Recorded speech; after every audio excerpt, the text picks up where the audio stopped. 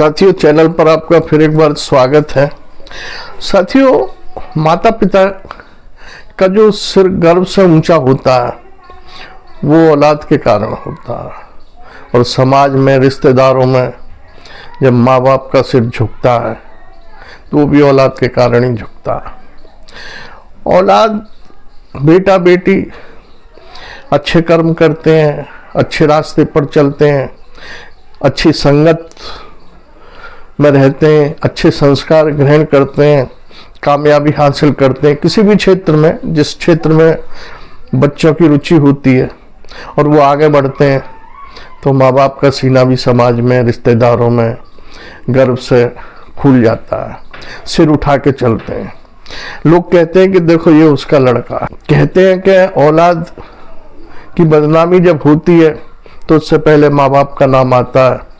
समाज कहता है, दुनिया वाले कहते हैं कि अरे किसका लड़का है ये जो शराब पी रहा है, किसका लड़का है जो जुआ खेल रहा है, किसका लड़का है जो औरतबाजी कर रहा है, किसका लड़का है जो लड़ाई झगड़े कर रहा है, गलत रास्तों पर चल रहा है, किसका है कि उसका, फलाने का है कि मिश्रा का है कि शर्मा जी का है कि चौधरी का है कि ठाकुर साहब का है। माँ बाप का नाम पहले जुड़ जाता है, और अच्छे कामों में भी यही होता है।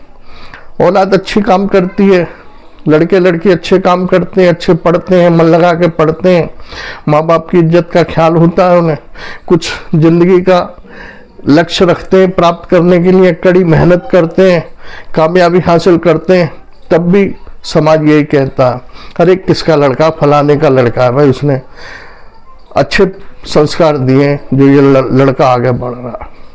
हर माँ बाप चाहता है कि उसकी औलाद न बिगड़े, न गलत रास्तों पर चले, न गलत संगत हासिल करे, गलत संगत में ना पड़े, बुरे कर्म ना करे, बुराई से बचे, अच्छाई ग्रहण करे। हर माँ बाप की ख्वाहिश होती है। कोई माँ बाप ये नहीं चाहता कि उसकी औलाद बिगड़े, लेकिन बिगड़ जाती है।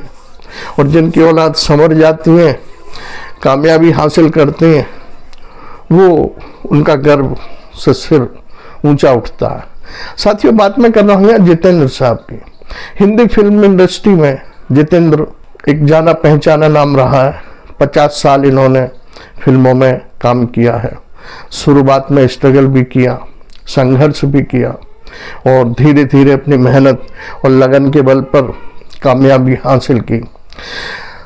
साथियों, कहाँ कहते हैं कि जब अमिताभ बच्चन का सितारा बुलंदी पर था, अमिताभ बच्चन नंबर 1 थे फिल्म इंडस्ट्री में, तब जितेंद्र साहब ने कहा था कि अगर अमिताभ नंबर 1 है तो मैं 11 हूँ, और 1 और 1 के बीच में, क्यों 11 में भी डबल 1 हो गया ना, 1 और 1 के बीच में कोई नहीं आ सकता, यह जितेंद्र जी ने कहा था।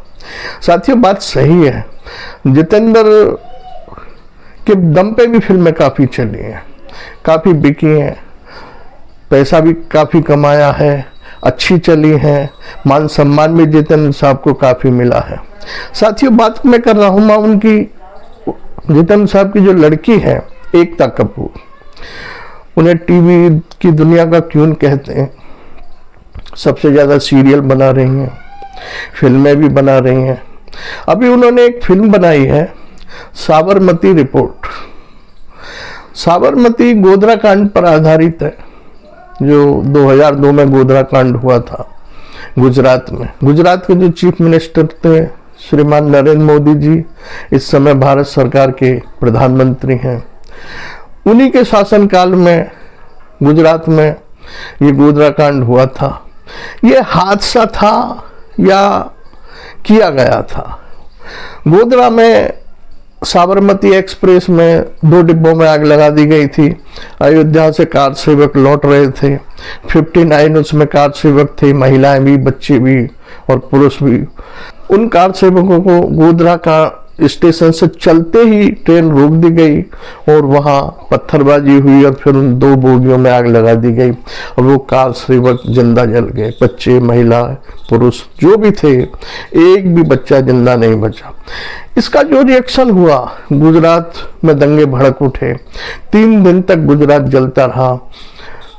प्रॉपर्टी का भी काफी नुकसान हुआ, हिंदू भी मरे, मुस्लिम भी मरे, कौन ज्यादा मरा कौन कम मरा ये बात अलग रही।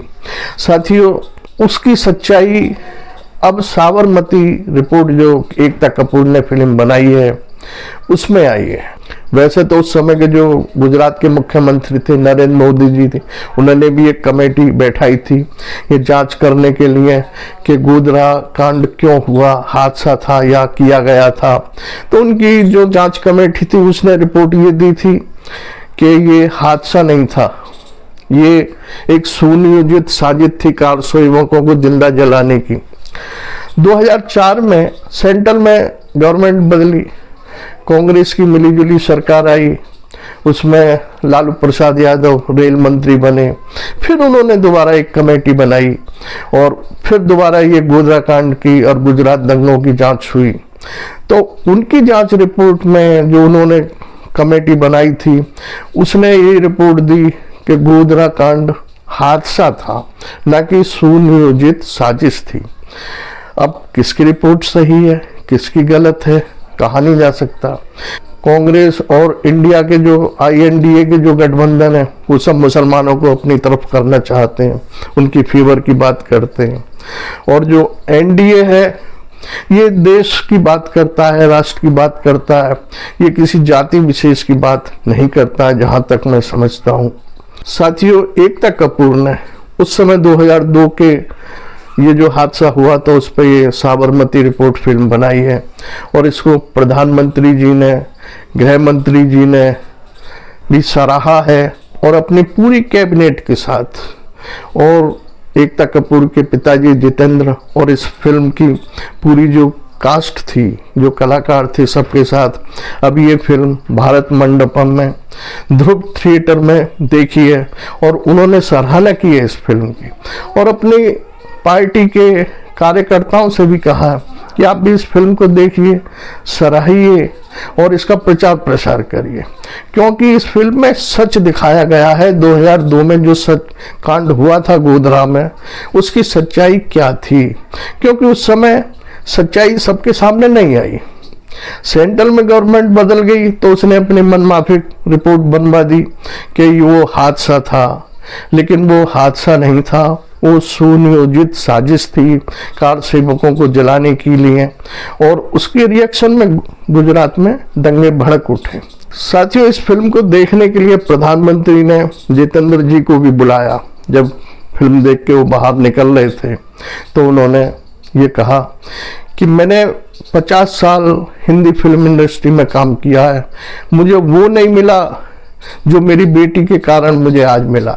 मुझे माननीय प्रधानमंत्री जी के साथ बैठकर ये फिल्म देखने का अवसर मिला। ये गौरवान्वित क्षण, ये गर्व का क्षण, ये मान सम्मान देने का क्षण मैं जीवन में कभी नहीं भूल सकता और ये मेरे लिए एक अविस्मरणीय क्षण है जो ताउम्र मेरी धरोहर रहेगा। और ऐसा क्षण मुझे मेरी बेटी के कारण मिला है। आज मुझे अपनी बेटी पर गर्व है। साथियों, जिस तरह जितेंद्र साहब को अपनी बेटी पर गर्व है, उसी तरह हर माँ बाप को होता है। जब औलाद अच्छे काम करती है और समाज में उन कामों की प्रशंसा होती है तो हर माँ बाप को गर्व होता है। मैं तो नौजवान पीढ़ी से यही अपील करना चाहूँगा कि आप भी जो आप लक्ष्य निर्धारित करते हैं, कड़ी मेहनत करें, फल ईश्वर अच्छा अवश्य देता है, और अपने माँ बाप का समाज में सिर ऊंचा करें। इसी के साथ साथियों, आपने वीडियो देखी सुनी इसके लिए आभार। एक अपील और, आप मौसम बदल रहा है, सर्दी आ रही है, आप कृपया अपनी सेहत का अवश्य ख्याल रखें। आप स्वस्थ हैं तो हर खुशी आपके लिए अच्छी है। परिवार के लिए आप बहुत महत्वपूर्ण हैं, समाज के लिए बहुत महत्वपूर्ण है, इसलिए अपना ख्याल जरूर रखें।